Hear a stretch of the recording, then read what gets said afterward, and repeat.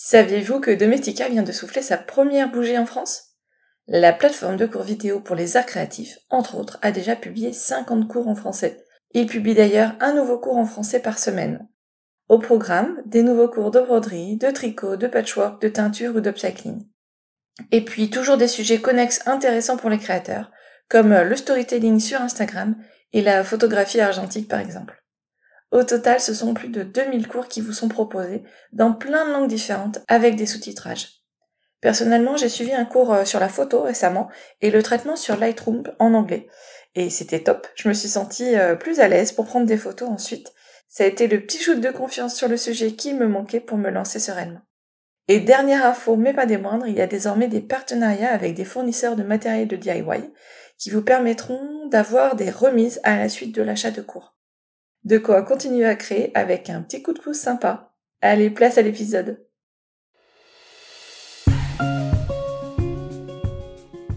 Bonjour, bienvenue dans ce nouvel épisode de Fait Main, le podcast de la communauté Do It Yourself qui part à la rencontre des entrepreneurs créatifs.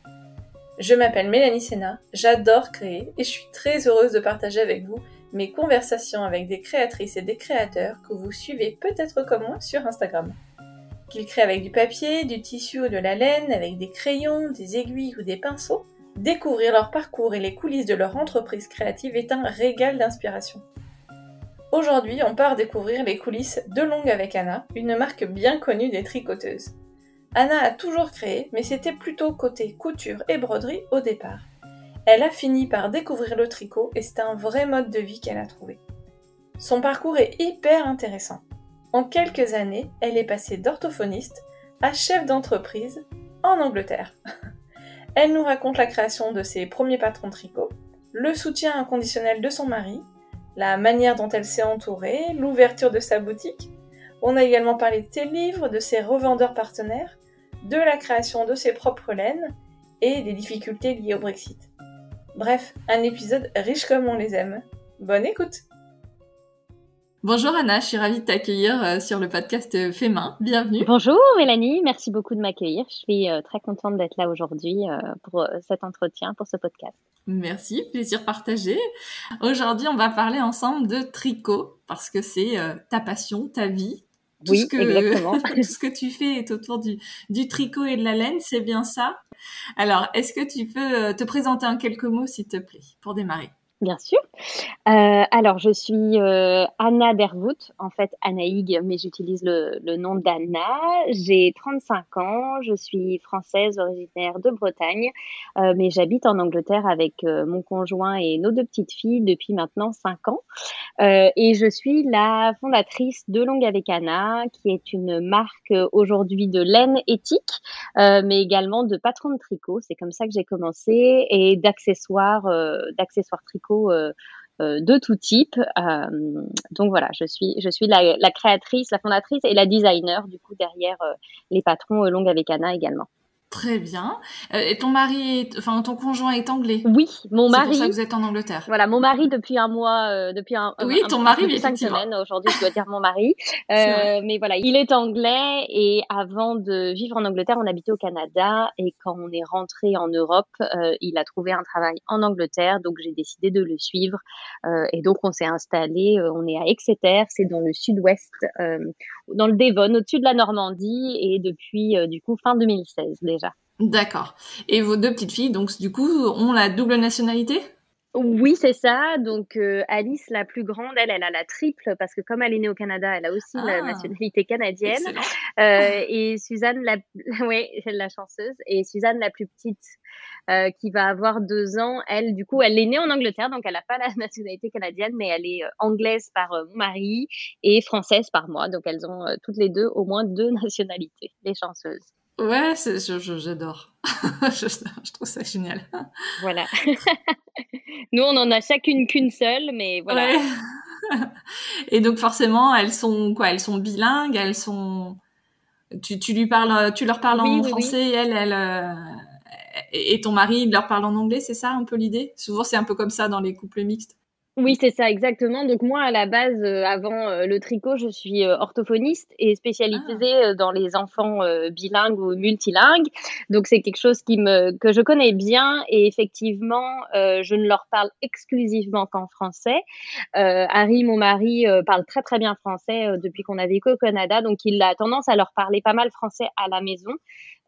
Sinon, il leur parle aussi en anglais. Et comme à l'extérieur, il y a beaucoup d'anglais, on essaye qu'à la maison, la langue soit le français le plus possible. Et donc, elles sont toutes les deux bilingues. Donc, Alice, qui a 6 ans et demi, parle très, très bien les deux langues et comprend bien évidemment tout. Et Suzanne, qui a 2 ans, son développement de langage est un petit peu en retard parce que c'est toujours comme ça avec les enfants bilingues ou multilingues. Donc elle a des mots un petit peu dans les deux langues, mais elle a pas encore beaucoup de mots. Par contre, elle comprend tout. Elle comprend les ah, consignes autant dans une langue que dans l'autre. C'est assez incroyable de voir ce ouais. développement-là chez les deux. Ouais, c'est génial. Moi, j'adore. Bon.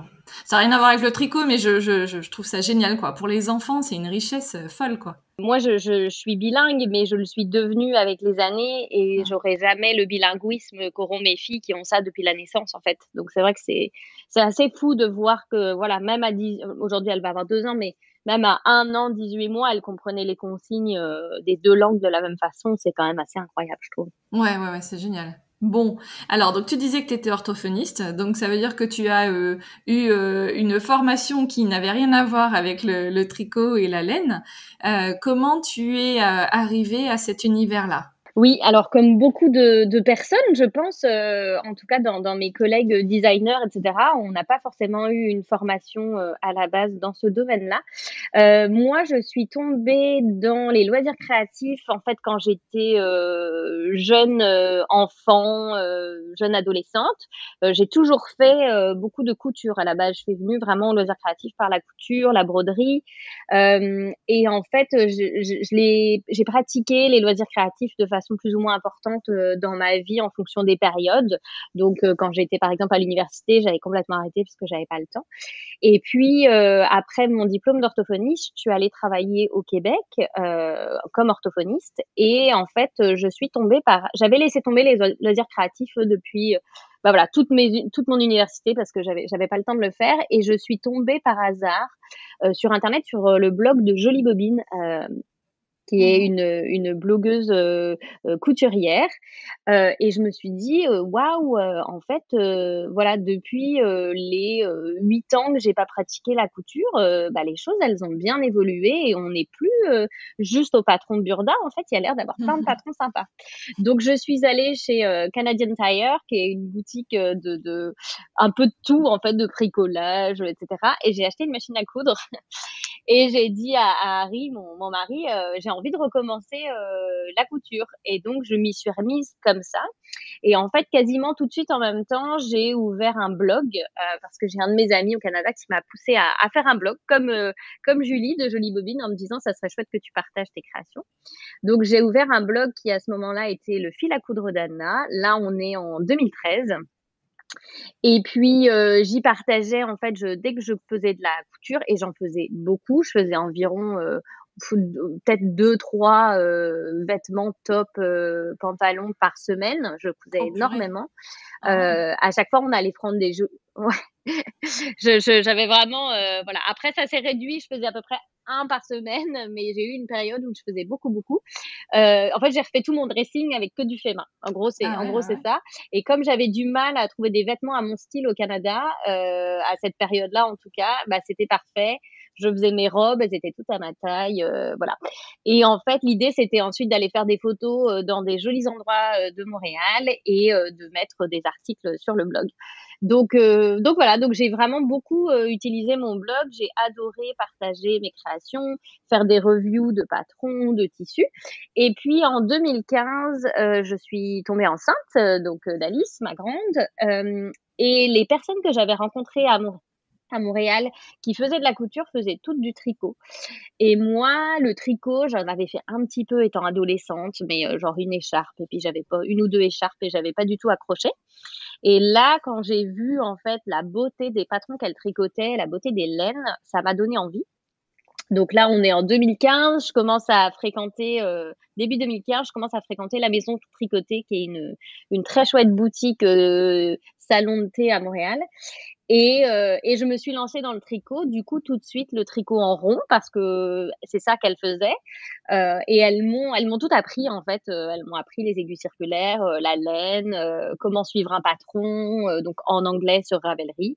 Et je me suis mise à tricoter. Donc petit à petit, je partageais aussi mes projets tricot. Et en fait, avec ma vie de jeune maman, je trouvais que le tricot s'intégrait beaucoup mieux à cette vie-là que la couture, parce que ma pièce de couture était désormais devenue une chambre de bébé, donc j'avais plus de place. Alors que le tricot, je pouvais faire ça partout, tout le temps, aller avec mon bébé dans un parc et puis tricoter. Voilà, je pouvais l'emmener à la maison tricoter. Enfin, je pouvais le poser dès que mon bébé avait besoin de moi. J'ai trouvé que c'était très pratique et ça m'a apporté beaucoup aussi au niveau apaisement. Et puis petit à petit, le tricot a pris une place quand même très très grande et j'ai un petit peu délaissé la couture, qui me manque quand même, mais je ne trouve pas le temps alors que je trouve toujours du temps pour tricoter. Ouais. Et donc, tu te serais sentie de faire finalement ton entreprise créative autour de la couture ou c'était forcément autour du tricot après? Enfin, tu vas nous raconter comment c'est venu cette Oui. histoire d'entreprise. Oui, oui, oui. Alors pas du tout. J'aurais jamais imaginé me lancer dans une entreprise créative autour de la couture. En fait, on m'a dit plusieurs fois: «Oh, tu fais tellement des belles associations, patrons, tissus, t'as pas envie de lancer tes propres patrons?» Et j'étais là: «Non, j'ai des idées, mais pas j'ai pas forcément envie de les mettre sur papier». Puis alors là, on va vraiment dans le modélisme avec Oui. un besoin de logiciels spécifiques. Il faut vraiment une vraie formation. Enfin, moi, je me sentais pas du tout. Même si au lycée, j'ai failli ne pas faire un bac, comment dire, littéraire et partir en école de mode, hein. Je voulais être styliste à cette époque-là. Et D'accord. puis, en fait, là, 10 ans après, je me disais non, non, non, j'adore le fait de partager ça comme un hobby, mais j'ai pas du tout envie que ça en devienne un métier. En tout cas, ça, Mhm. c'était pour la couture. D'accord. Et alors, comment c'est né justement cette entreprise Elong avec Anna, côté tricot? Voilà, donc elle est née complètement par hasard entre guillemets. Enfin, elle n'était pas du tout prévue. C'est ça que j'aime bien en fait, c'est que ça s'est fait Mhm. petit à petit, ça a grandi petit à petit sans aucune attente à la base. En fait, comment ça s'est passé? C'est que donc je tricotais beaucoup, voilà. Et puis en 2016, notre visa canadien, québécois expirait et il fallait qu'on fasse la résidence permanente pour avoir le droit de rester. Mais ayant un enfant, on avait envie de rentrer près de nos familles. Donc on a décidé de rentrer et on s'est installé donc en Angleterre parce que c'était l'idée de qui allait pouvoir avoir un travail le premier parce que évidemment aujourd'hui D'accord. on avait un enfant à charge, etc. Oui. Et Ouais, ouais. moi, en fait, j'ai étudié l'orthophonie en Belgique, à l'université de Bruxelles. Et du coup, mon diplôme belge ne m'autorisait pas à travailler en France parce que j'avais pas l'équivalence encore. Et ne m'autorisait pas non plus à travailler en Angleterre parce que je n'avais pas l'équivalence au niveau de la langue, parce que j'avais étudié en français. Donc j'étais un petit peu D'accord. coincée. Ah oui, d'accord. Voilà, donc il a fallu que ça soit mon conjoint finalement qui trouve le travail, à moins d'aller s'installer en Belgique, mais lui il avait pas trop forcément envie d'aller en Belgique, voilà. Et même si j'ai essayé de le convaincre d'aller à Bruxelles, il voulait découvrir autre chose. Et puis donc il a eu le job le premier donc à Exeter dans une région qu'on connaissait pas en Angleterre, donc je l'ai suivi. Et puis moi je me suis retrouvée donc à la maison avec ma petite qui avait à peu près 1 an à ce moment-là, sans possibilité de travailler. J'ai évidemment fait mon équivalence et française et anglaise pendant ce temps-là, mais j'ai adoré m'occuper de ma fille, mais il y a quelque chose qui me manquait en fait au Mhm. quotidien. Je suis quelqu'un qui a toujours travaillé depuis que je dirais depuis que j'ai 16 ans, mais même avant parce que je faisais beaucoup de babysitting depuis mes 14 ans.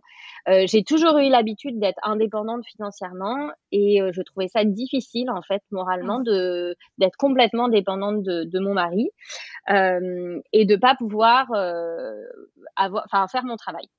Et puis, en même temps, j'avais des idées de tricot, de petits pulls que j'avais envie de faire pour Alice, etc. Et puis, j'ai dessiné le Dent de Lion, donc voilà, qui est un petit patron très simple de gilet pour enfants, avec un point que j'avais trouvé dans un vieux livre de tricot de ma mamie. Et j'ai eu envie de le faire, donc je l'ai fait pour elle, juste comme ça. Et puis mes copines, toujours les mêmes de Montréal, m'ont dit: «Mais Anna, ton patron, enfin ton petit pull, ton petit gilet, il est trop mignon, il faut que tu en fasses un patron et que tu le sortes sur Ravelry», qui est donc le site de communauté de tricot où il y a beaucoup de patrons en vente. Alors je dis: «OK, mais moi j'y connais rien en fait en gradation». Et donc là, je me suis mise là-dedans. En fait, j'ai sorti des livres, beaucoup en anglais, j'ai fait beaucoup de recherches sur internet, j'ai essayé, j'ai fait des tests avec des testeuses, j'ai tricoté pas mal de prototypes pour essayer de construire mon patron. J'ai ensuite travaillé avec certaines de mes amies au niveau de l'écriture des instructions pour que ça soit compréhensible, etc. Et le fait de mettre là-dedans et d'avoir mon propre truc de travail, en plus du bonheur évidemment de m'occuper de ma fille, ça m'a fait beaucoup de bien en fait moralement, et je me suis vraiment mise à fond là-dedans. Mais j'avais aucune attente, quoi. Enfin voilà, et puis Pour j'ai le sorti, plaisir. voilà, c'était vraiment pour le plaisir. Et puis j'ai sorti le patron, donc ça c'était 2017, donc pas un an, mais peut-être 6-8 mois après qu'on soit rentré du Canada. Et en fait, il a très bien marché. Voilà, je sais plus combien j'en avais vendu, mais j'avais dû en vendre 50, ce qui pour un patron enfant de quelqu'un qui n'a jamais fait de patron était énorme. Voilà, j'avais dû, je sais plus, faire genre 200 euros, et du coup de me dire waouh, enfin j'ai contribué en fait j'ai à nouveau contribué à comment dire, à la vie de famille au niveau financier. Ça m'a fait du bien en fait de me Ah sentir. ouais, C'est ouais, bête, ouais. hein, mais Ouais, ouais. voilà, il y a des personnes qui voilà, juste s'occuper de leur enfant, etc. Ça leur convient très bien, et c'est très très chouette parce qu'il y a plein de choses, surtout en Angleterre.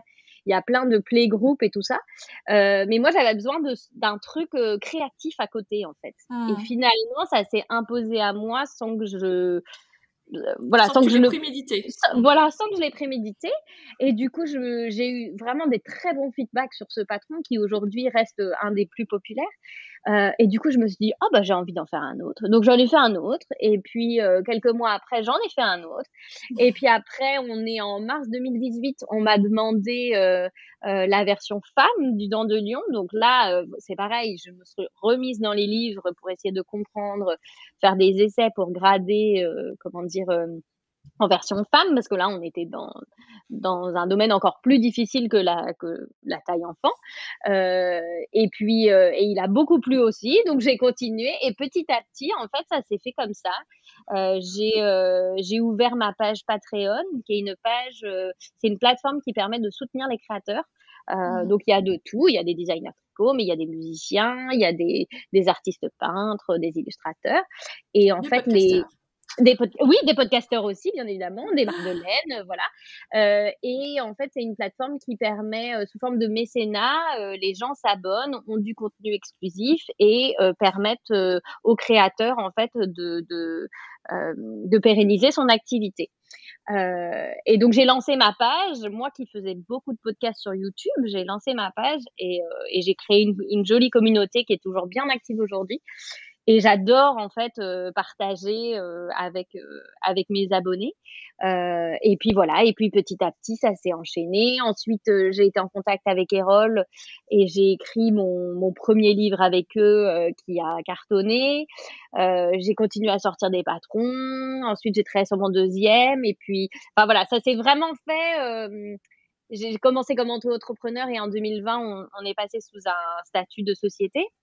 Parce Mmh. qu'au début, j'avais aucune attente en fait.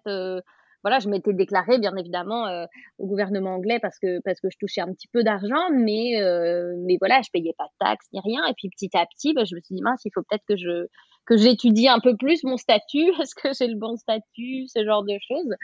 Et je me suis pris au jeu en fait de développer ce qui est aujourd'hui mon entreprise, et dans lequel je mets beaucoup de cœur à l'ouvrage. J'y travaille énormément.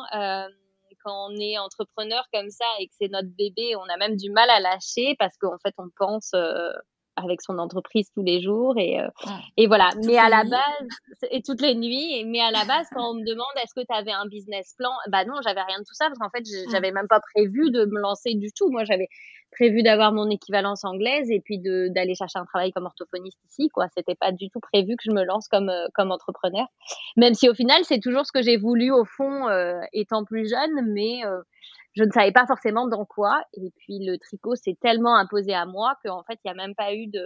Je me suis même pas posé la question. Je me suis lancée là-dedans. Et aujourd'hui, on y est. Donc, on est à quoi 5 ans après, à peu près. Ça doit faire 5 ans.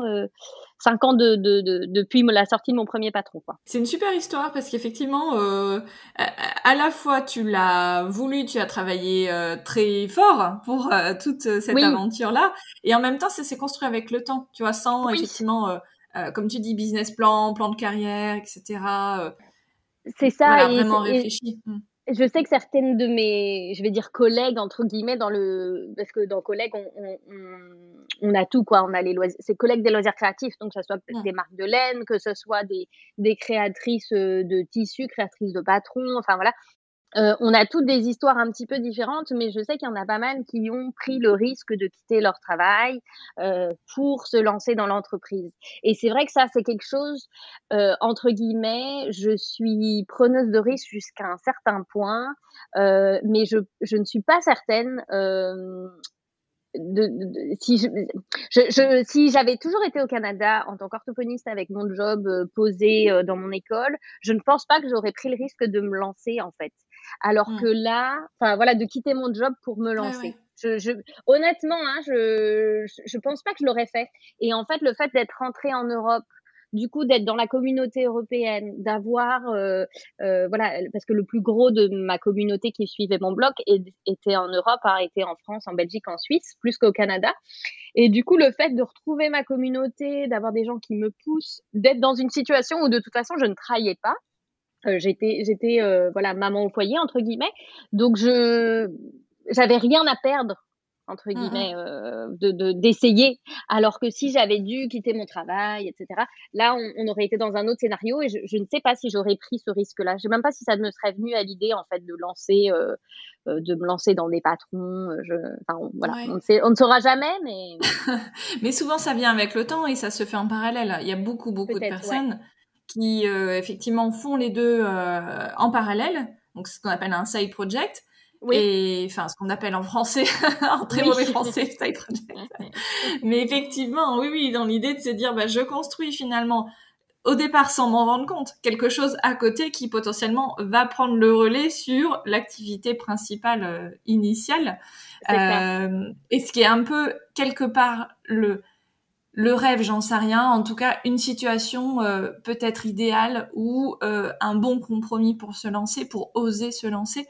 Parce que comme tu le dis, c'est quand même super compliqué et risqué, enfin en fonction de sa situation familiale évidemment, mais c'est quand même assez risqué de se dire je lâche un CDI ou par exemple un boulot de fonctionnaire aussi. Hein. Il y a énormément de profs qui écoutent le podcast et forcément c'est difficile de se dire je passe d'un statut à un autre comme ça d'un claquement de doigts. Donc je pense que le fait de faire les deux choses en même temps, ça fonctionne, mais ça veut dire beaucoup de travail. C'est ça, beaucoup d'investissement, beaucoup de travail, et c'est vrai que moi j'aurais pas pu, comme j'avais en plus une petite fille, j'aurais pas pu, voilà, j'aurais pas pu. Déjà là, c'était beaucoup d'organisation je travaillais pendant ses siestes en fait à ce moment-là. Dès qu'elle avait sieste du matin, sieste de l'après-midi, puis alors après quand elle a fait plus que la sieste de l'après-midi, du coup je travaillais le soir.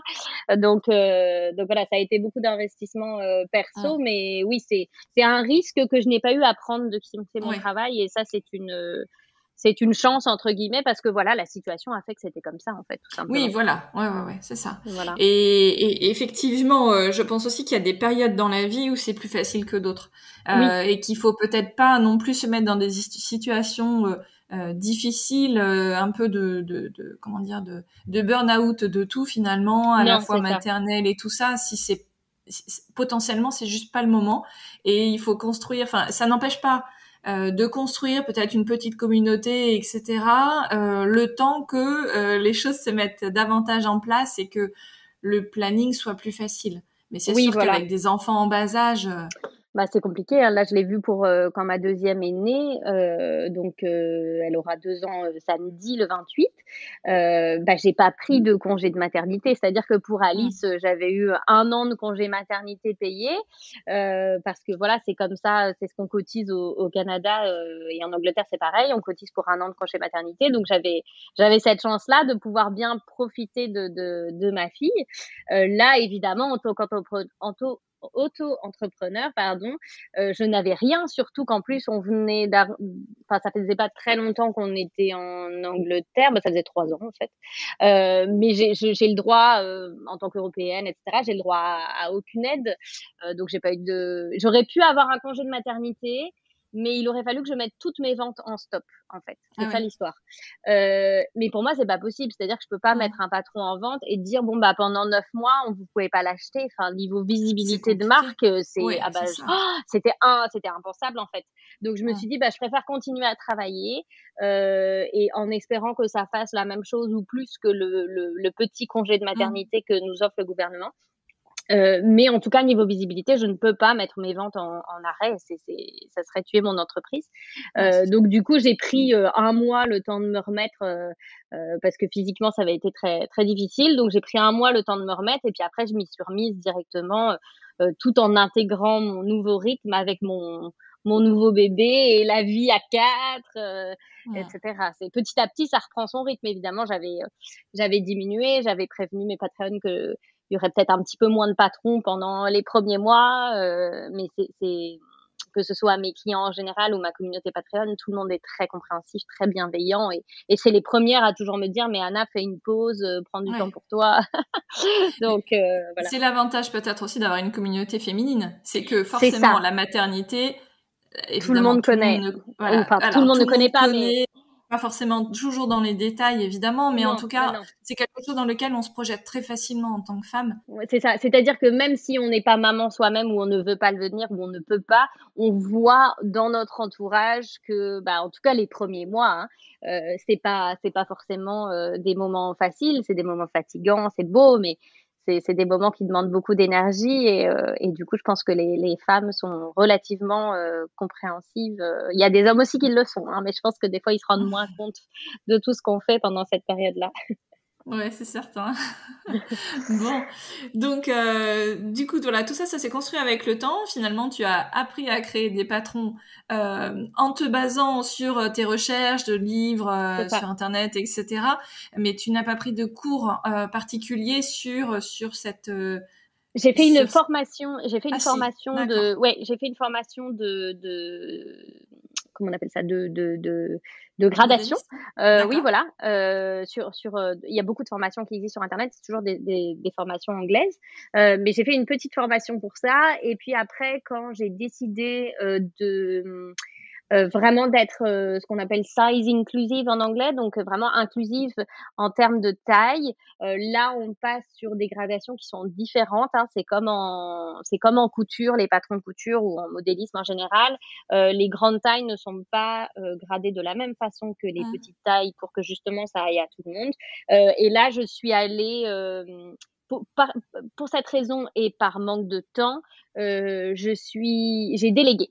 J'ai pris une tech edit, une éditrice technique qui est formée, qui relisait déjà tous mes patrons, qui vérifiait déjà tous mes calculs. Et aujourd'hui et déjà depuis 2 ans, c'est elle qui grade tous mes patrons, de façon à ce que tous les patrons femmes puissent aller jusqu'au environ 160 cm de tour de poitrine. Et puis aussi pour m'aider au niveau temps, parce que en fait, voilà, j'ai plusieurs personnes qui m'aident autour de moi, mais le gros du travail, c'est quand même moi qui le gère encore toute seule aujourd'hui. Et j'ai besoin d'aide, donc j'essaye au maximum de déléguer voilà, aux gens qui travaillent avec moi. Donc j'ai gradé tous mes patrons jusqu'à il y a environ 2 ans. Et aujourd'hui, voilà, j'en ai gradé certains quand ma tech edit était en congé de maternité l'année dernière. Sinon, aujourd'hui, c'est elle qui fait cette partie-là. Ouais, d'accord, ok. Et alors, quelles sont les personnes justement avec lesquelles tu travailles? Comment tu t'es entourée? Oui, alors donc il y a plusieurs personnes qui gravitent autour de moi. Alors déjà l'un très important, c'est Harry, mon nouveau mari, qui voilà, qui est responsable de la plupart, enfin responsable entre guillemets, de la plupart des photos. C'est-à-dire que depuis le début, c'est toujours lui qui a pris les photos des patrons, etc. Donc les photos donc j'ai sorti 2 livres, Tricoter le jacquard en rond et Tricoter en couleur. Et là, toutes les photos des patrons, des modèles, c'est lui qui les a prises. Les photos techniques où je suis en train de montrer un geste, c'est toujours moi. Mais voilà, toutes les photos de moi ou des filles avec les patrons, c'est toujours lui qui les a prises. Et ça depuis le début du blog en 2013. Aujourd'hui, avec 2 enfants, c'est un peu plus compliqué, hein, parce qu'avant, on pouvait aller se promener, on en profitait pour faire des photos. Depuis la naissance de Suzanne il y a 2 ans, c'est vraiment compliqué parce qu'en fait, Alice, elle est grande, elle se met à cueillir des fleurs pendant que papa prend 2-3 photos de maman. Suzanne, tout ce qu'elle veut, c'est être dans les bras. Donc, c'est devenu quasiment impossible aujourd'hui de faire des photos avec Harry si les filles sont là. Donc voilà, donc j'en ai pris beaucoup toute seule récemment dans ma boutique, etc. Mais il a toujours été là, il est d'un soutien incroyable. Je pense qu'on en parlera un petit peu après, mais l'année dernière, j'ai développé l'entreprise avec une marque de laine. Quand les laines sont arrivées à la maison et qu'on s'est retrouvé avec des centaines de kilos dans le salon, il a rien dit. Alors que franchement, ma mère se moquait de nous et lui, il n'a rien dit parce qu'il est vraiment tellement comment on dit en anglais on dit supportive, Oui, plein oui, de je tu pensais au vois, même mot, mais oui, oui, voilà, bah oui. j'arrive jamais à trouver Force de soutien. Ouais, voilà, c'est pas très bien en français, mais bon, ouais, ouais, il te c'est supporte. ça. Enfin, Il me il te voilà, supporte, il c'est pas. me supporte justement Non, aussi, il me supporte aussi, mais il mais surtout t'apporte il me son soutient. soutien. Exactement. Et je sais que, enfin, il me l'a dit lors de notre mariage le mois dernier, mais il me l'a encore dit qu'il est fier de ce que j'ai réussi à développer toute Bien seule sûr. en ayant 2 enfants et puis Ouais, la maison et lui, etc. Donc lui, il est ouais. très important. Il est là officiellement. Il a aussi des parts dans mon entreprise, mais il est là officiellement, officieusement aussi. Mhm. Après, donc, je travaille avec Élise, qui est mon éditrice technique, donc depuis déjà plus de 2 ans, parce qu'elle faisait aussi ma tech edit. Donc, c'est elle qui relie tous les patrons, c'est elle qui grade aujourd'hui tous les patrons. Donc, on va parler d'un modèle, je vais lui dire ce que je veux, je vais étudier les points, on va faire les essais, je vais lui dire la forme, etc. On va travailler sur mon prototype et une fois qu'il est validé, elle va le grader, donc elle va l'écrire, elle va le calculer dans toutes les tailles de la gamme. Donc voilà, ensuite elle relie tous mes patrons, etc. Elle fait les diagrammes au besoin. Enfin, elle fait vraiment tous les trucs techniques. Ensuite, je travaille avec Sarah, qui est mon. Alors en anglais, on appelle ça une virtual assistant, donc assistante virtuelle, mais elle n'est pas virtuelle parce qu'elle est très réelle. Hein. C'est une personne qui existe. Parce que des fois, je dis ça, c'est mon assistante virtuelle, et les gens me disent, ok, c'est un robot. Non, non, non, c'est vraiment. Donc c'est juste elle est à distance en fait. Ouais. Elle habite à Liverpool. Donc voilà. Donc elle habite à Liverpool, mais elle est anglaise. Mais alors elle parle français mieux que moi. Hein. Elle est vraiment complètement bilingue. C'est assez incroyable. Et en fait, Sarah, elle va faire tout le service client. Donc ça D'accord. fait environ 1 an qu'elle travaille à Elonghaekana et elle fait tout le service client. Donc c'est-à-dire que elle répond à toutes les questions des clients sur le tricot. En général, on a beaucoup de questions très techniques, donc on a vraiment besoin de quelqu'un qui s'y connaisse en tricot et en français et en anglais parce qu'on reçoit beaucoup de questions des 2 langues. Mhm. Donc elle fait tout ça. S'il y a des problèmes avec les commandes, etc., elle va faire ça aussi. Et puis elle va beaucoup m'aider à faire de la recherche de produits. Donc par exemple quand on développe des nouveaux produits, des accessoires, même les couleurs de laine, etc., c'est elle qui va m'aider à faire toutes les recherches en fait en amont. Donc mettons voilà, j'ai envie de lancer un marqueur, elle va chercher les oh là Les là, fournisseurs? les fournisseurs, merci, j'allais dire les suppliers. Elle va chercher les fournisseurs, elle va me faire les devis, elle va me sortir les devis, on va comparer, etc. Elle va me donner des idées pour des nouveaux produits qu'on pourrait sortir. Enfin, il y a beaucoup d'échanges en fait avec Sarah. Donc voilà. Ensuite, il y a Charline qui est illustratrice, qui travaille pareil pour Olga et Kana depuis 1 an à peu près, et elle fait tous les dessins techniques des patrons. Donc à chaque fois sur le patron, il y a comme un dessin technique avec les dimensions, etc. C'est elle qui dessine tout ça. Et elle dessine aussi tous les accessoires, tous les goodies pour Longue avec Anna. Donc par exemple, à chaque fois qu'on sort des petits marqueurs, on va discuter ensemble du marqueur, du pins, et c'est elle qui va dessiner ça. Donc à chaque fois, c'est des freelances. Et puis la dernière qui nous a rejoint, c'est Perrine. C'est une de mes amies en fait du Canada qui est rédactrice web. Donc Perrine, elle est en charge de pas mal d'articles au niveau du blog. Donc voilà, donc elle va chercher, on va discuter de différents thèmes. Et avant, c'est moi qui écrivais absolument tous les articles. Et aujourd'hui, on se sépare ça en fait. Et Perrine écrit beaucoup des articles pour le blog pour essayer de toujours voilà, donner des conseils, des tutoriels ou des articles sur différents thèmes. Donc si c'est pas moi, si c'est pas Sarah, c'est Perrine qui va rédiger des articles pour faire vivre le blog un petit peu sur notre site. Donc voilà. Et puis après, je travaille aussi avec des traductrices qui vont traduire tous les patrons. J'ai une traductrice par langue avec qui je travaille tout le temps. Voilà, mais ça c'est plus occasionnel. C'est quand on a besoin de faire traduire le patron. Donc voilà la petite équipe. Après, c'est vrai que une belle équipe, hein. Ouais, moi, le seul souci entre guillemets, c'est qu'on est tous à distance et que la prochaine étape, ça sera de recruter quelqu'un à Exeter. Donc là où j'habite, là où j'ai ma petite boutique depuis quelques mois pour m'aider au niveau physique en fait, tenir la boutique avec moi, emballage de commandes, tout ce genre de choses, ça sera la prochaine étape. Oui, parce que là, du coup, donc comme tu disais, c'est que des freelances, donc tu ne salaries personne. Non, je suis la seule salariée de mon entreprise. Et par contre, effectivement, toute la préparation de commandes, c'est aujourd'hui toi qui la gères. Oui, c'est moi qui gère tout. Ouais, donc c'est beaucoup. Oui, c'est beaucoup, et puis c'est pas forcément. Enfin, j'imagine que c'est la partie qui est sans doute sympa au départ, de prendre soin des commandes pour envoyer aux clientes avec beaucoup de soin, beaucoup d'attention, etc. Mais il y a un moment donné, c'est pas là où va être ta plus grosse valeur ajoutée. Non, c'est ça, exactement. Alors après, c'est vrai que c'est aussi une des raisons pour laquelle j'ai ouvert aux revendeurs. Donc en gros, pour revenir un petit peu et expliquer, donc Longue avec Anna, c'était que des patrons de tricot et des livres, donc qui ont été publiés chez Erol, dans la partie loisirs créatifs. Et puis en 2020, j'ai eu ce gros moment de ça fait 3 ans, j'ai envie de développer mon entreprise, mais je ne sais pas trop comment, je ne sais pas où aller, j'ai plein d'idées, mais j'ai besoin d'aide. Et donc, je me suis fait aider. J'ai fait une formation en communication avec une agence à Paris qui était très chouette, qui m'a appris beaucoup, qui m'a appris à penser un peu comme une chef d'entreprise et pas juste comme une créatrice. Et ça, c'est quelque chose que j'avais beaucoup et que j'ai encore un peu de mal à faire. De comprendre où est-ce qu'on a envie d'aller avec son entreprise, quels sont les produits qui fonctionnent, quels sont les produits qui ne fonctionnent pas et pourquoi. Tout ce genre de choses entre nous, j'y avais jamais vraiment réfléchi parce que j'étais pas du tout dans l'objectif que je monte une entreprise en fait. J'étais dans l'objectif, je crée.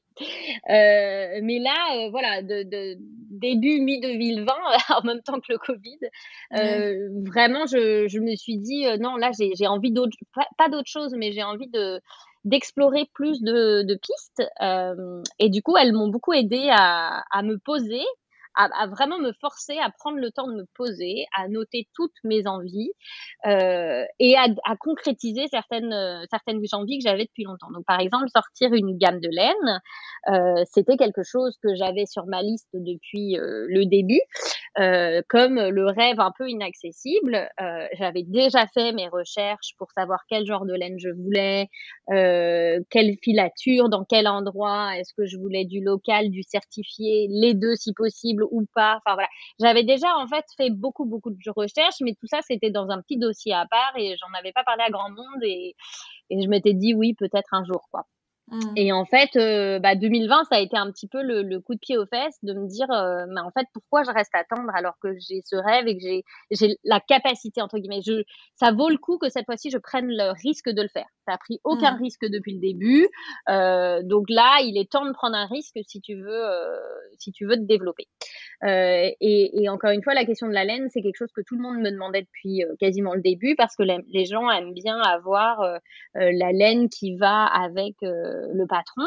Donc Oui, à c'est chaque plus fois, simple. je renvoyais aux autres entreprises avec qui je travaillais, parce qu'on se mettait beaucoup en avant les uns les autres, etc. Mais il y en a qui me disaient, ah oui, mais moi j'aimerais bien, voilà, j'ai pas envie des Américains, j'ai pas envie de commander en France. Comment je fais pour commander ta laine? Est-ce que tu vas sortir ta laine? Enfin, c'était tout le temps une question qui revenait. Et voilà. Et donc du coup, je me suis dit, ok, bah il est temps que je me lance. Donc là, cette fois-ci, j'ai contacté, voilà, comme je dis, j'avais déjà fait mes recherches, donc j'ai contacté les filatures, etc., que j'avais notées. J'ai regardé ce qui était possible, quel genre de laine je voulais développer, les couleurs, etc., le budget aussi qu'il fallait allouer pour reprendre ce risque. Et puis je me suis lancée. Par contre, le seul point négatif à l'horizon, c'était le fait que je sois en Angleterre avec une communauté majoritairement européenne. Et ça, bah voilà, même aujourd'hui, c'est encore un peu compliqué par moment. Oui, et ça s'est complexifié avec le Brexit, Bah c'est j'imagine. ça en fait. C'est-à-dire Ouais. qu'avant le Brexit, c'était pas grave. Bon bah oui, voilà, les frais de port étaient un petit peu plus chers, mais c'était Mm. pas trop grave quoi. Je vendais quand même beaucoup de mes livres sur mon site vers la France, vers la Belgique, la Suisse. Il y avait pas de problème entre guillemets. Les gens acceptaient de payer un tout petit peu plus cher de frais de port, ce qui entre nous n'était pas énorme non plus, parce qu'en fait, de France à France, ça coûte plus cher des fois d'envoyer que d'Angleterre à la France. C'est assez dingue, hein. Oui, ça c'est dingue. Mm. Mais il y a 2 ans, j'avais après la sortie de Tricoter le jacquard en rond, j'avais préparé plein de livres en France qui étaient arrivés chez mes parents. Je les avais signés, etc., pour les envoyer à mes clientes, mais j'avais chargé le prix de la poste anglaise parce que voilà, sur le site c'était organisé comme ça.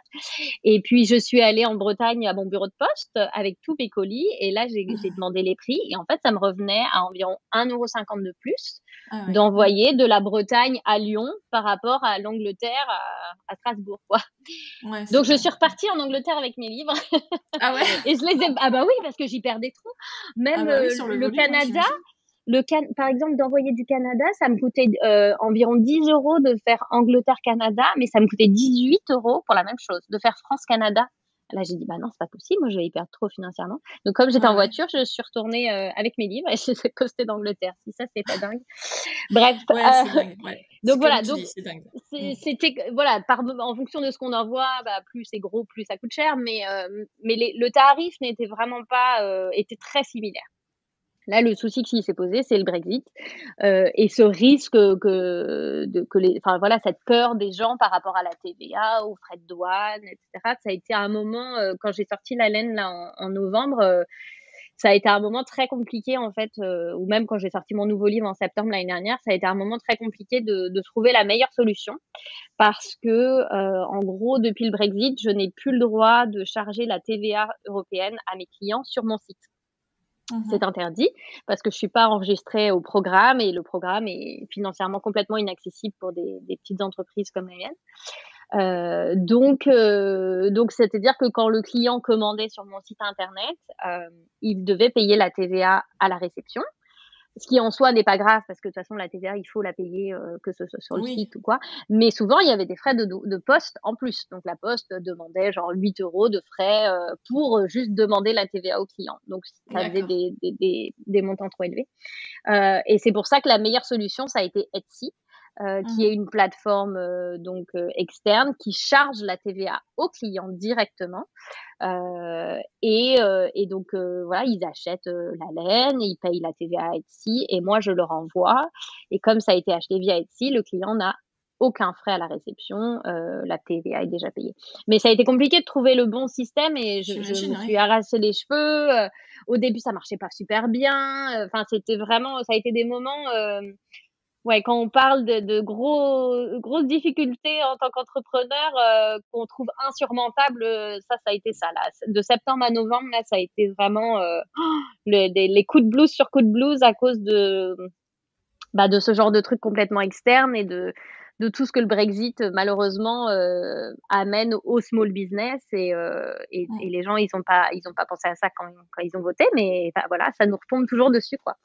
Ouais. Donc voilà, donc du coup finalement ça s'est réglé. Aujourd'hui je fais beaucoup de ventes sur Etsy pour l'Europe, donc il y a pas de problème. Mais tout rapidement j'en ai discuté avec un de mes revendeurs aujourd'hui, donc français, avec qui je m'entends très bien et qui m'a en fait convaincue de passer par la voie des revendeurs pour plusieurs raisons. Pour la raison accessibilité pour le client, parce que voilà, le client aura plus tendance à commander dans son pays qu'à l'étranger. Ouais. En tout cas, certains, ceux qui ont peur de commander à l'étranger. Frais de port, parce que les frais de port peuvent être un tout petit peu moins chers, pas beaucoup, mais si la boutique a des offres, par exemple frais de port au-dessus de 70 €, bah forcément moi c'est des offres que je peux pas malheureusement offrir à l'Europe. Et puis aussi le côté me décharger en fait de ces emballages de commandes que sinon je ne ferais que ça toute la journée et c'est pas envisageable. Donc c'est pour ça que j'ai décidé d'ouvrir aux revendeurs et puis finalement ça a été une très bonne chose parce que j'ai eu beaucoup de demandes et là les revendeurs on a ouvert aux 2 premiers au mois de décembre de façon exclusive entre guillemets par situation et puis tous les autres sont arrivés au mois de mars et aujourd'hui on a déjà 15 revendeurs donc dans le monde. Donc c'est et puis on a constamment des demandes donc on est obligé d'y aller petit à petit pour pas se retrouver avec trop d'un coup et après c'est toute la logistique à gérer mais voilà, le fait de prendre des revendeurs, effectivement, ça m'a libéré beaucoup de temps au niveau des commandes parce qu'il y a plein de commandes qui passent par les revendeurs. Donc ça, c'est des choses que moi, j'ai pas à faire et qui me libèrent du temps. Oui, parce que même si tu vends unitairement moins cher, enfin, j'imagine, hein, oui, à tes forcément. revendeurs, Oui, la marge est beaucoup plus grosse si c'est moi qui ai la vente, ça c'est sûr. Voilà. Donc même si finalement tu vends moins cher, tu as quand même à la fois protégé quelque part ton temps. Oui. Voilà, ça t'a libéré du temps pour faire d'autres choses. Et donc l'idée aussi des revendeurs, c'est d'avoir des volumes plus importants, d'avoir une audience, une cible, une clientèle plus importante que si tu devais adresser toi-même tous ces gens-là. C'est ça, exactement. Et puis après, c'est vrai qu'il y a aussi le côté service après-vente que du coup, je ne sais pas. Et mettons, je ne sais pas, quelqu'un n'est pas content de la couleur ou j'en sais rien, ou s'est trompé en achetant la couleur. C'est plus facile pour lui de ramener dans son pays et de voir avec les termes et conditions de cette boutique-là, plutôt que moi, ça me revienne en Angleterre. Enfin bon, si ça vient des États-Unis, par exemple, c'est compliqué, quoi. Donc là, voilà, on a 3 revendeurs aux États-Unis et comme ça, ils gèrent les clients américains et au besoin, les clients américains savent très bien. De toute façon, la plupart des clients savent que la marge la plus importante revient à l'entreprise quand on lui achète directement. Donc ceux qui veulent vraiment entre guillemets soutenir Longue avec Anna, en tout cas qui n'ont pas à qui ça ne dérange pas de payer des frais de port un peu plus élevés, ils vont quand même commander. Je continue quand même à vendre aux États-Unis, au Canada, en direct. Voilà, c'est parce qu'il y a des gens qui se disent bon je vais mettre un peu plus dans les frais de port, mais je sais que l'entreprise touchera la marge entre guillemets. Et puis en même temps, d'autres passent par les revendeurs, ce qui est génial parce que nous on essaye aussi beaucoup de mettre en avant les revendeurs parce que c'est une chance énorme qu'autant de personnes nous aient fait confiance dès le début. Voilà, la plupart des revendeurs, ils avaient commandé la laine sans même l'avoir vue en vrai encore. Enfin, voilà, juste parce qu'ils nous faisaient confiance, parce que le produit qu'on proposait, c'était un produit différent, que c'était un beau produit, un produit éthique, et ça leur plaisait. C'est ça qu'ils voulaient mettre en avant. Donc on essaye aussi énormément de les mettre, de les mettre en avant, de soutenir les petites boutiques. Donc voilà. Et puis en janvier, j'ai ce qui a libéré mon nouveau mari. En janvier, j'ai ouvert une boutique à Exeter, donc dans ma ville. Ce qui fait que la laine qui était auparavant dans notre salon a pu être déplacée vers la boutique, ce qui nous a libérés à la maison et il me l'a pas dit, mais je pense que ça a libéré mon conjoint aussi de se dire cool, on ne vit plus dans la laine. Ok. Et aujourd'hui, tes ventes, elles se répartissent comment entre pays ? Par exemple, en France, ça fait quel pourcentage de ton activité en France ? C'est dur à dire. Il y a quand même une bonne. Ouais, je saurais pas dire parce qu'en fait, il y a la partie patron et la partie laine. Mais la partie laine, comme on l'a commencé qu'en novembre, on est encore, enfin, ça fait que 6 mois en fait, donc on n'a pas encore ce qu'on disait, c'est qu'il nous faudrait 1 an pour vraiment avoir un Ouais. recul. Mmh. Mais c'est assez partagé. C'est-à-dire que pendant très longtemps, la France prenait environ 80%. Enfin, la France, Ouais. la Belgique et la Suisse. Hein, Mmh. l'Europe francophone prenait environ 80% du marché de l'Ongaleana, en tout cas au niveau des patrons. Et petit à petit, en fait, si c'est vraiment diminué, non pas que la France a diminué, mais disons que les autres ont aussi pris de la place. Donc, on vend par exemple beaucoup aux États-Unis et au Canada. Je vends D'accord. plus aux États-Unis et au Canada que je vends en Angleterre, par exemple. Et ça, que ce Ouais. soit la laine ou, enfin, alors aujourd'hui, la laine, c'est différent parce que les envois sont tellement rapides en Angleterre et puis les frais de port sont pas très chers et puis sont offerts à partir d'un certain prix. Mais pendant un moment, en fait, ouais, les États-Unis, j'ai beaucoup, beaucoup de ventes aux États-Unis, que ce soit au patron ou en laine, Ouais. c'est assez marrant. C'est assez marrant. Alors que le marché anglais est beaucoup plus dur à percer. J'ai plus de mal à avoir de la visibilité en Angleterre que je n'en ai en Amérique du Nord ou Ouais, en c'est Europe, marrant. bien évidemment. Donc, Mmh. ouais, c'est bizarre. Donc, c'est mon objectif là des prochaines années d'essayer comme je suis ici en fait, bah voilà, de faire Ouais, de connaître la vendre marque, localement. voilà, de faire connaître la marque aux Anglais, enfin en tout cas au Royaume-Uni, qui comprend bien sûr les Irlandais, les Écossais et les Gallois. Mais voilà, donc par exemple faire des festivals. Au mois de septembre, je vais faire mon premier festival à environ 2 heures de Londres, là dans le sud. Euh, voilà, je vais faire mon premier festival pour présenter les patrons, la laine, etc. Puis c'est ce genre de petites choses qui va doucement augmenter la visibilité. Parce que pour moi, c'est plus difficile de faire des salons, encore une fois, depuis le Brexit.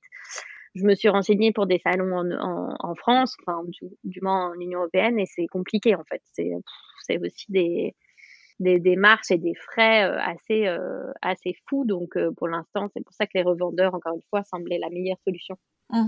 Ouais, ouais, d'accord. Des salons comme par exemple le CSF Oui, voilà, ce genre pour de choses, exposer? ou Ouais, d'accord. voilà, ou des salons plus petits que le Mmh. CSF, parce Oui, que le oui, CSF, c'est quand même un sacré un très budget, très gros. Oui. visiblement, mais voilà, des salons plus petits. Mais même là, quand j'en ai parlé à mon comptable, il avait l'air de me dire, honnêtement, je sais pas si ça vaut la peine, vaut mieux soutenir vos revendeurs que d'y aller Ouais. vous-même, entre guillemets, juste à cause des frais, des déclarations, des Mmh.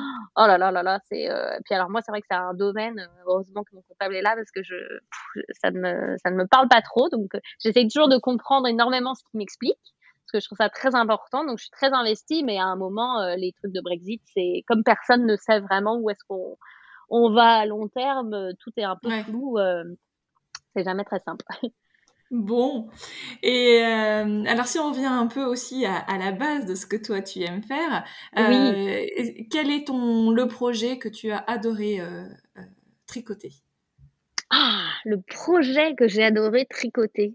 Alors moi, j'adore tricoter les pulls et les gilets. Je suis fan de ça. Je ne suis pas vraiment une tricoteuse de chaussettes. Oh, il y en a plein. J'aime bien tricoter tous mes projets. Je dirais que celui qui a été très spécial, c'est le mois dernier, même un peu plus que ça, en février-mars. J'ai tricoté un gilet pour mon mariage, Mmh. avec 2 fils de mohair, de ma base silk mohair.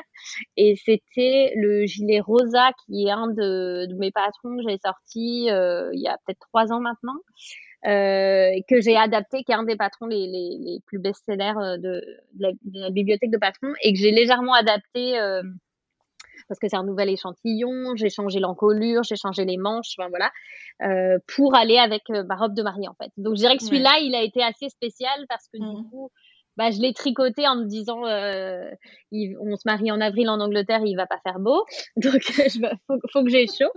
Et puis, bah, du coup, il a fallu que j'essaye ma robe de mariée assez régulièrement parce qu'en fait, il fallait que je regarde au niveau de la longueur pour qu'il tombe parfaitement avec la robe. Enfin, ça a été Ouais, un ouais. moment assez spécial. Au final, il a fait tellement beau que je l'ai mis qu'à partir de 19h, mais je l'ai quand même mis le soir. Donc, ouais. Et alors, moi, j'aime tricoter du jersey en rond.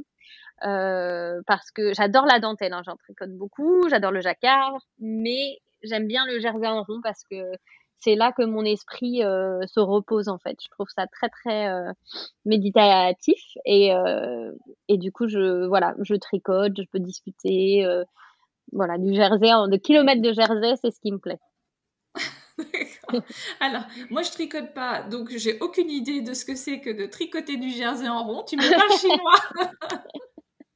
Bah, c'est Mais juste des kilomètres de maille endroit en fait, voilà, de la maille d'accord. endroit, de la maille endroit, de la maille endroit et on n'a plus besoin de regarder son tricot, on tricote Ouais. assez vite et parce que c'est un rythme en fait toujours pareil, bah, ouais ça je sais pas, moi je trouve que ça libère l'esprit un petit peu.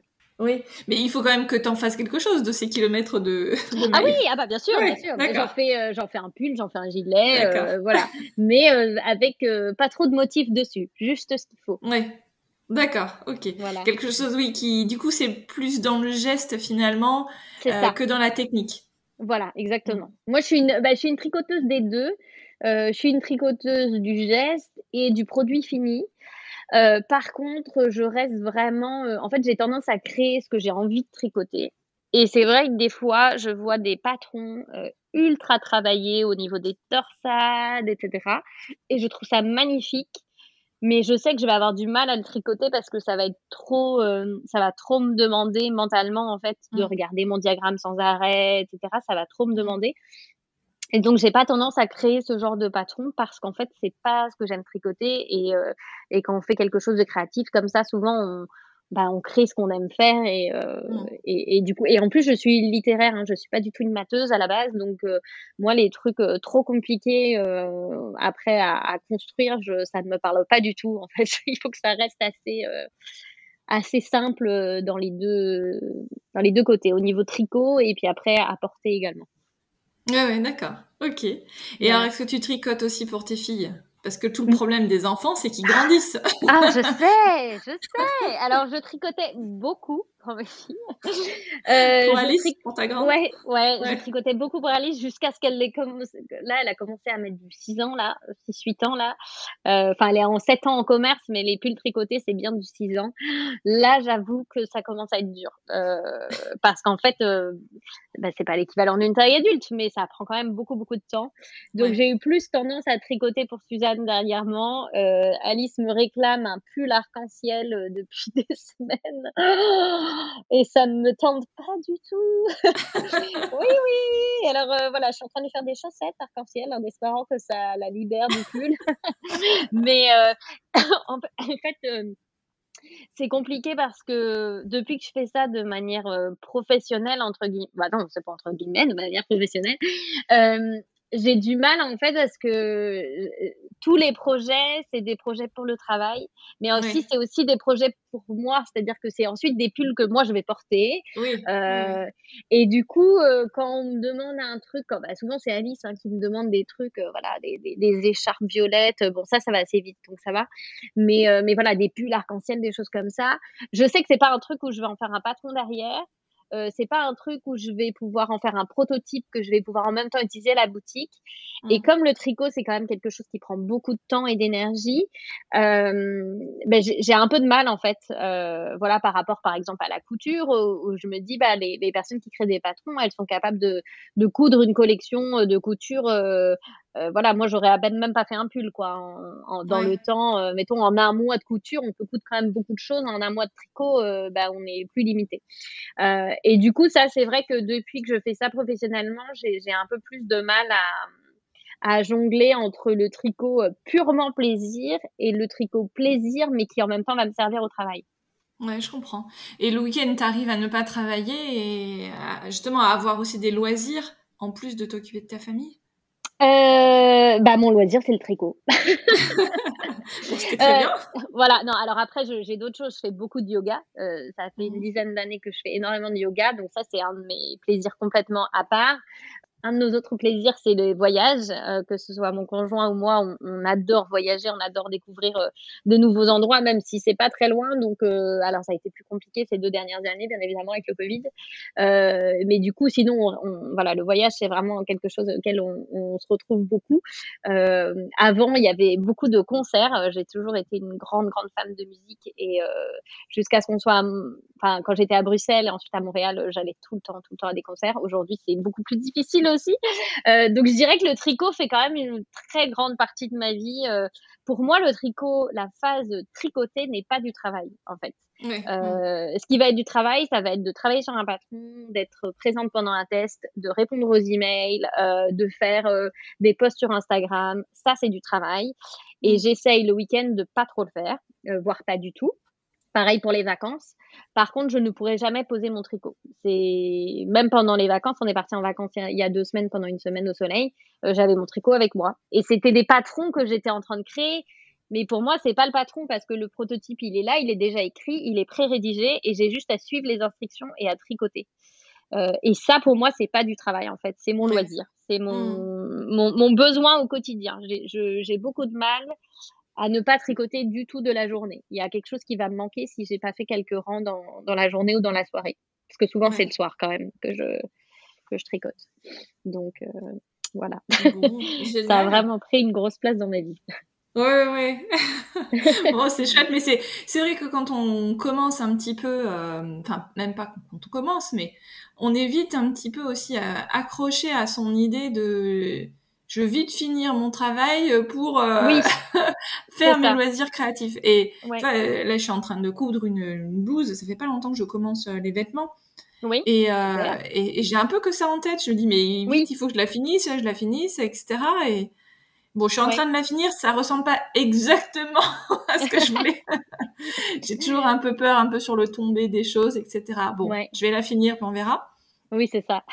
Mais oui, on a un peu cette impatience aussi de s'y remettre et à reprendre les travaux en cours, quoi. C'est ça. Et j'avais la même chose avec la couture, c'est-à-dire que avant la naissance d'Alice, par exemple, le samedi soir, mettons, on allait sortir, on était invité chez des amis ou quelque chose comme ça, et je m'étais mise en tête le matin. Souvent le samedi, c'était notre journée où on faisait un peu chacun ce qu'on voulait. Mon conjoint, il a découvert la pêche au Canada. Donc du coup, il en profitait pour aller pêcher le samedi quand c'était la période. Et moi, c'était ma journée couture. C'était vraiment, voilà, le soir, on allait retrouver nos amis, le dimanche aussi, mais le samedi, c'était chacun sa journée de loisirs. Et en fait, souvent, le samedi matin, j'allais commencer un projet, une robe, parce qu'à cette époque-là, je ne portais que des robes. Et le soir, il fallait qu'elle soit finie, en fait. Donc, je ne faisais que Ah ça, ouais. quitte à commencer un peu le vendredi soir jusqu'à 2 heures du matin. Et, Ouais, parce que et c'est long quand même, ah hein. mais c'est long hein, quand même de. Alors souvent le vendredi soir j'allais voilà laver mon tissu, le repasser, découper les pièces et puis le Mm. samedi j'allais coudre. Mais le nombre de fois où c'est arrivé que le samedi soir on sortait voir nos amis et que j'avais une nouvelle robe que je venais juste de finir parce qu'en fait j'aime bien c'est pas que j'aime bien être productive, hein, parce que aujourd'hui, surtout, je fais très attention à ma garde-robe, que les choses aillent avec les autres, de Mm. pas avoir trop, parce que finalement, je mets toujours la même chose et j'essaye vraiment d'avoir une vie plus responsable et une armoire beaucoup plus durable et responsable. Donc, c'était pareil en couture, mais c'était plus, j'ai vraiment hâte de finir ma robe. C'était Ouais. pas, j'ai hâte d'avoir une robe en plus dans mon placard. C'était, j'ai trop hâte de la finir et de la porter ce soir. C'était plus Ouais, ça je en fait. comprends. J'aime pas laisser un projet, voilà, pendant 1 mois et puis je le reprends. Non, quand je le commence, j'aime bien le terminer dans un délai court entre guillemets. Oui, je comprends bien. En Moi, c'est tricot, c'est pareil. plus dur, mais bon. Ouais. Moi, samedi matin, je vais voir une de mes meilleures amies. Je lui dis, je veux le finir, je veux le porter. Mais bon, ça se trouve, ça va être loupé. Et je vais Ouais, dire, bah c'est non, en ça. fait, J'aurais mieux là, fait de pas le faire. Et c'est vrai que c'est pour ça que j'ai toujours eu du mal, par exemple, j'ai jamais cousu de grandes pièces type un manteau. J'ai fait des Mm. trench, mais j'ai jamais fait de manteau parce que je savais que derrière, je n'arriverais pas à le faire dans un nombre d'heures court. Ouais. Ça allait être un travail de longue haleine et c'est Mm. normal. Et du coup, je me suis jamais lancée, ce qui est dommage, mais je me suis jamais lancée. J'ai préféré faire des choses plus rapides entre guillemets. Ouais. Oui, alors que effectivement, ça prend quand même du temps, mais quelque part, je trouve que c'est beau aussi que ça prenne du temps, Ah parce que oui, totalement. tu vois, ça a pas du tout la même saveur que quand t'achètes un t-shirt, il est tout C'est fait. ça. Bon, Ah bah oui. il est beau le temps qu'il te plaise, mais je pense que le vêtement que tu as fait toi-même, ça a quand même une autre saveur quand tu le portes et quand tu le C'est ça. reportes, etc. C'est Et c'est ça que j'aime avec le tricot, c'est qu'en fait, ça me force à ne pas aller trop vite parce que, bah, dans Mm. tous les cas, on peut pas aller trop vite en tricot et du coup, ça me force entre guillemets à profiter de ce que je suis en train de créer maintenant. Et puis après, évidemment, ça a une valeur énorme par la suite. Et puis, c'est tout ça, ce qu'on appelle la slow fashion. C'est ça qu'on essaye de promouvoir avec le fait de créer nos propres vêtements, de savoir d'où vient notre tissu, d'où vient notre laine, comment ça a été créé. Enfin voilà, toutes les étapes en tout cas dans la laine de la fibre entre guillemets aux vêtements portés. On connaît toutes les étapes. Moi, du coup, depuis que j'ai lancé ma laine, je connais toutes les étapes et c'est hyper important et ça valorise vachement. Et puis au final, c'est des pièces qui durent beaucoup plus longtemps que des pièces du commerce et elles ont une valeur particulière parce que c'est nous qui les avons faites. Ouais, exactement. Bon, vive le fait main. Voilà, exactement. En toute simplicité. C'est ça. Bon. Tu m'as glissé pendant nos échanges en dehors de notre enregistrement que tu avais préparé des cours avec Artésane. Oui. Tu peux nous en dire plus? Ça va sortir quand? Oui, bien sûr. Alors, ça faisait très longtemps que je devais faire un cours avec Artésane et voilà, comme je suis en Angleterre, ça a été compliqué avec le Covid. Mais ça y est, ça s'est enfin tourné. On l'a tourné fin avril. J'étais hyper stressée et en fait, ça s'est très très bien passé. Ils m'ont très bien mise à l'aise et puis une fois que j'étais partie, c'était bon. Alors, j'ai pas encore la date. Au début, on avait parlé du mois de septembre et puis finalement, la personne qui est responsable m'a dit que peut-être ils allaient finalement le sortir un peu plus tôt, genre au mois de juin. Mais j'ai pas eu de nouvelles, donc je ne sais pas. Donc au plus tard, ça sera à la rentrée courant septembre, parce que au début, il s'était dit comme c'est du tricot, c'est peut-être mieux à l'automne. Mais comme c'est un cours très général qui peut être visionné n'importe quand, en fait, parce que moi je suis une tricoteuse à l'année, pas juste en hiver. Ils se sont posé la question, mais je n'ai pas eu de. Oui, d'accord. Bon. Je n'ai pas eu de retour encore. Mais disons pour la rentrée, le cours sera sorti et j'ai très hâte. Enfin, je vais pas le visionner, hein, mais j'ai très hâte d'entendre les retours. Bon, tu sais qu'il faudra que tu t'écoutes pour me valider cet épisode. Ah oui, c'est vrai. Ah là. Oui, je vais essayer. Je vais essayer. Au pire, tu sollicites Harry et... Oui, c'est ça. Oh, il va, à mon avis, il va écouter un moment, puis après, il va dire, oh là là, Anna, elle ne fait que parler, et là, il va faire genre, c'est mon souci, je suis une grande bavarde. Ah heureusement, en même temps, pour un podcast, que tu parles. Oui, c'est vrai. Bon, très bien. J'aime bien poser quelques questions qui n'ont rien à voir avec la choucroute, mais qui nous permettent de te connaître un petit peu plus. Et puis, alors forcément, t'es en Angleterre, et puis tu m'as parlé de Liverpool, alors forcément, je vais te poser ma question. T'es plutôt Rolling Stones ou Beatles? Non, moi je suis Beatles. Ah, mais trop bien. Voilà. Et je me dis, le jour où on me dit Rolling Stones, je serais embêtée. Je dirais, non, c'est pas la bonne réponse. Non. Bon. Voilà, mes parents sont plus Rolling Stones. Moi, je suis Beatles. Voilà. Et en plus, on a un petit truc un peu particulier avec Liverpool parce que quand j'ai rencontré Harry, il était en études à Liverpool. Donc, du coup, moi, j'étais à Bruxelles, il était à Liverpool. Donc, j'ai été beaucoup à Liverpool les premières années où on était ensemble. Et voilà, c'est une ville assez spéciale, du coup. Oui, ouais. Et qui est très sympa. Moi, j'ai c'est très chouette, eu le plaisir d'y aller quelques jours il y a très longtemps maintenant, mais c'était très sympa. Ouais, c'est très chouette. Sur les traces des Beatles, évidemment. Aussi, bien sûr, je l'ai fait également. C'est ça, on est obligé. J'ai plusieurs photos de moi il y a 10 ans sur les traces des Beatles. Ouais, exactement. Moi, je suis fan, donc c'est génial. Qu'est-ce que tu adores manger? Ah, alors en Angleterre ou en France? Parce que c'est un peu mon souci, hein. Moi, ce que j'adore, c'est le fromage. Ah, oui, alors je comprends du coup le souci, voilà. c'est ça? C'est ça, le pain et le fromage. Voilà. En fait, ce que j'aime manger, c'est les trucs qui me manquent, c'est-à-dire le pain, le fromage, la raclette, la tartiflette, que de la nourriture française. Voilà. Mais on trouve quand même des fromages français ou des imitations de fromage français en Angleterre qui sont pas trop mauvaises. Le problème, c'est le pain. La baguette, non, ça va pas. On a du mal à trouver. Bon, et t'as pas fait ton pain pendant le Covid? Si, on l'a fait. Alors, j'ai pas fait le pain ou le vin comme tout le monde a fait. Ouais. On a fait dans la machine à pain parce qu'encore une fois, moi, je fais que tricoter, donc j'ai du mal à trouver du temps pour autre chose. Non, mais c'est vrai qu'on n'a pas forcément. C'était en plein pendant la naissance de Suzanne, donc on n'a pas eu le temps. Mais ça m'a donné bien envie. Ma belle-mère en a fait et c'était bon. Si, c'était ouais, c'était très très bon. Il va falloir qu'on s'y mette un jour. Bon, sur la to-do list pour plus tard. Voilà. Si quelqu'un a envie de venir à Exeter et de lancer une boulangerie française, je suis sûre que ça cartonnerait.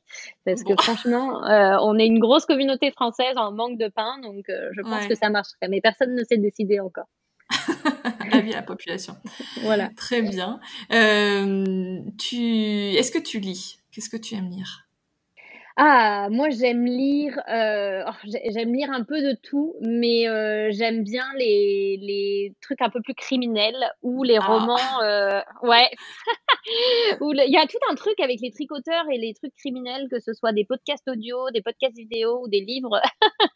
Mais ou sinon j'aime bien là il y a un livre que je viens de finir, que je n'avais encore jamais lu, mais je suis une grande fan de la série, c'est The Handmaid's Tale de Margaret Atwood.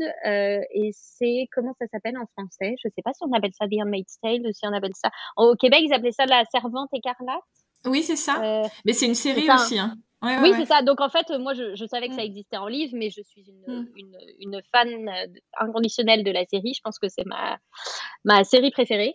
Et du coup, j'ai lu récemment, comme je suis en manque de la série, j'ai lu le premier livre ainsi que le deuxième, et j'ai adoré. J'aime bien les livres aussi comme ça qui viennent nous chercher au niveau des émotions. Ça me plaît bien. Oui, il y a un côté un peu dérangeant dans tout ça. C'est ça, exactement. Moi, j'ai entreaperçu la série quand mon mari l'a regardée, et il y a un côté un peu c'est très dur, hein. Ouais, c'est très très dur. Moi, je connais plein de gens qui ont abandonné parce que c'était trop dur émotionnellement. Et moi, je pleure à chaque épisode, hein. En plus, je suis très sensible comme personne. Je pleure à chaque épisode, mais je n'ai jamais vu quelque chose à la télé comme ça qui vienne autant me chercher au niveau des émotions. Et je trouve ça magnifique, en fait. Donc voilà, je me suis dit, j'ai envie de lire les livres pour voir ce que ça donnait. Donc c'est des livres que j'ai finis récemment. Mais j'aime bien lire un peu de tout, en fait. J'aime bien aussi des livres un peu plus légers. Voilà, je n'ai pas de gros choix particuliers. Ouais, d'accord, ok. Est-ce qu'il y a un loisir créatif que tu rêves d'essayer? Bonne question. Qu'est-ce que je n'aurais pas encore essayé? J'avais acheté plein de choses pour faire de l'aquarelle au début du Covid, et je m'étais dit que quand on serait en confinement, Alice adore faire de la peinture, donc elle ferait de la peinture et moi je serais à côté en train de faire de l'aquarelle. Finalement, ce que j'avais pas qu'à compter, j'étais en fin de grossesse et que j'avais pas du tout l'énergie pour apprendre l'aquarelle. Mais c'est quelque chose que j'aimerais bien faire. J'aimerais bien me lancer, prendre le temps, en fait, me forcer à prendre le temps de me lancer dans l'aquarelle, parce que quand j'étais plus jeune, je dessinais beaucoup, j'adorais ça et j'étais pas si mauvaise. Et j'ai complètement abandonné, ce qui aujourd'hui je me trouve nulle en dessin parce qu'en fait j'ai jamais Oui, tu t'exerces pas. Non, j'ai jamais exercé ça. Et puis le punch needle, j'aimerais bien essayer aussi. C'est ce que j'allais te dire avec la laine.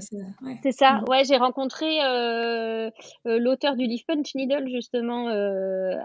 Donc, je fais pas de salon en tant que créatrice de longue avec Anna, mais je fais pas mal de salons en tant que Anna Dervoot, autrice, avec Erol à chaque fois, l'AEF et le CSF, voire d'autres événements dans des boutiques. Et du coup, j'ai la chance de pouvoir discuter avec les autres autrices de chez Erol, et ça, le Punch Needle, c'est un truc qui me dirait bien aussi. Ça n'a pas l'air trop compliqué non plus. Ouais, non, ça a tenté. Ok. Et alors, si je te demande, dernière question, qu'est-ce que tu emmènes sur une île déserte? Mais je crois que tu vas me dire tes aiguilles et ta laine. Bah ouais, mon tricot. Ouais, mon tricot. Et c'est drôle parce que justement à notre mariage le mois dernier, on avait fait un petit quiz pour nos invités avec des questions sur moi, des questions sur mon conjoint, pour voir qui nous connaissait le mieux, etc. Et c'était une question qu'on avait posée. Et moi, je me suis trompée pour mon conjoint d'ailleurs. Quelle honte. Mais moi, la réponse, c'était, tout le monde a trouvé. C'était son tricot. Bah oui, son tricot. Forcément. C'est sûr. forcément, ouais. Le problème, c'est que je serais vite à court de laine, à moins d'emmener une valise entière. Mais Oui, voilà, après, le tu peux tricot, peut-être, ouais. y a peut-être des Me faire fibres à livrer. faire Ah oui, c'est vrai, ouais, c'est vrai. Peut-être que avec j'ai les trouvé. plantes, tu vois. Ouais. Ouais. Donc du coup, je vais peut-être me mettre à filer finalement, si jamais. Voilà, non, le tricot pour sûr. Bon, ça marche. Écoute, pour conclure, j'aimerais te poser ma dernière question un peu Oui. fétiche. De quoi tu es la plus fière?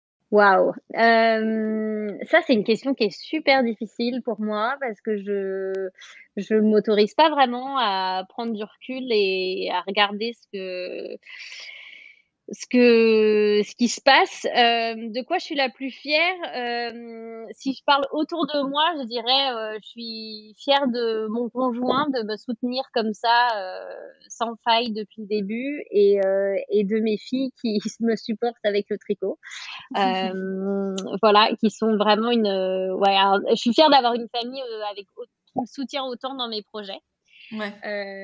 Et puis si je parle de moi avec Longue avec Anna, je suis fière d'avoir réussi à créer cette petite entreprise avec voilà, encore une fois le soutien de mes abonnés et de mes clientes, tout en essayant de gérer la maternité en même temps. Ça, je me dis que c'est pas simple au quotidien, ça ne l'était Ouais. pas et ça ne l'est pas.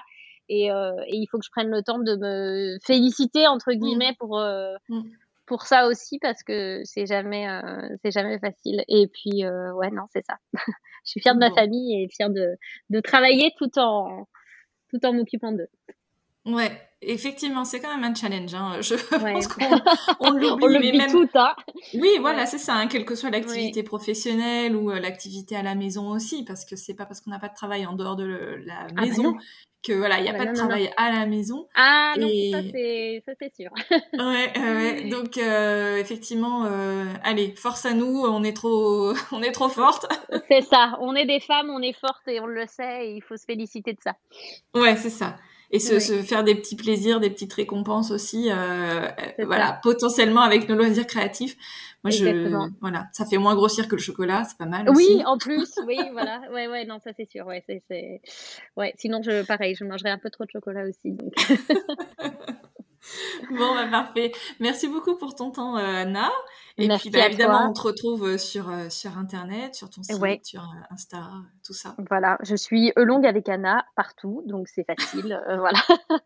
C'est facile de me retrouver. Bon, super. Merci beaucoup, Anna. À bientôt. Merci, à bientôt.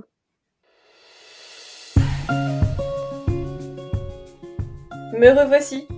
Pour retrouver Anna, c'est donc sur elongueavecAnna.com et sur Instagram, voilà, vous connaissez le chemin, pour suivre le quotidien d'Anna. Si cette conversation vous a plu, vous avez tout un tas d'épisodes à découvrir. Sur le tricot, la couture, la broderie par exemple, mais aussi sur le travail du papier, l'illustration, l'aquarelle. Plein de créatrices et de créateurs qui nous racontent leur aventure créative et entrepreneuriale. C'est passionnant. Et avec cet épisode, on marque un peu le début de l'été, mais surtout une pause que je m'accorde cette année. Habituellement, je ne résiste pas à l'envie de diffuser des nouveaux épisodes, mais cette année, mon planning ne s'y prête pas vraiment. J'ai une échéance importante en septembre pour un projet qui m'enthousiasme énormément, et je veux pouvoir m'y consacrer pleinement et tranquillement cet été. Je vous retrouverai donc avec grand plaisir dans quelques semaines, sans doute fin août ou début septembre. D'ici là, je vous souhaite de tout cœur de prendre le temps de profiter des vôtres, de flâner, de prendre le temps de vous ennuyer aussi, pourquoi pas, mais aussi et surtout de créer. Je vous embrasse, à bientôt.